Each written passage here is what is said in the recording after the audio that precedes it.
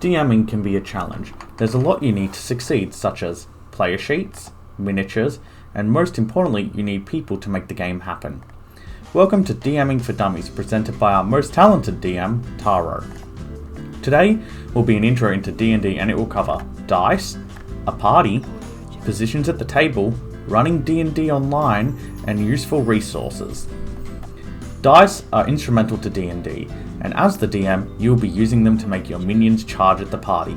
For dice, you'll need a D4, a D6, D8, D10, D12, and D20. All these dice will be important for your time as a DM, each with their own use. D4 to D12 you will use mostly for battle sequences for attacks, while the D20 plays a larger role being used for skill checks.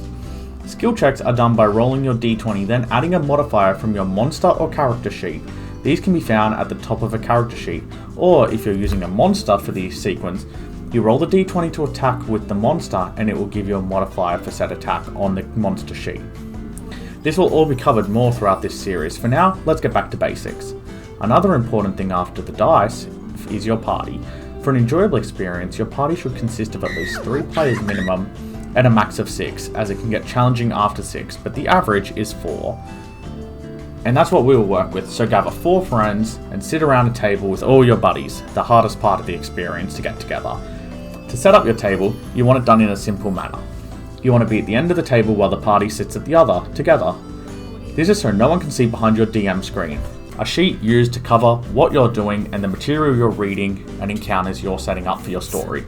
If you're running this online, it becomes easier, as no one can see what you're reading, and there's sites to help you run your adventure, such as D&D Beyond for your character sheets, Roll20 to help you make interactive maps and game pieces, Discord to video call with your party while you play to be able to see your party.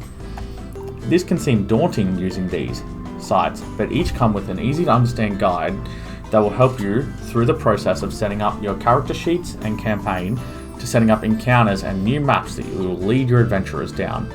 All this will be explored thoroughly throughout this series, so stay watching and get an easy to understand guide for dungeon mastering. Now our wonderful DM Taro must go off to eat some bickies.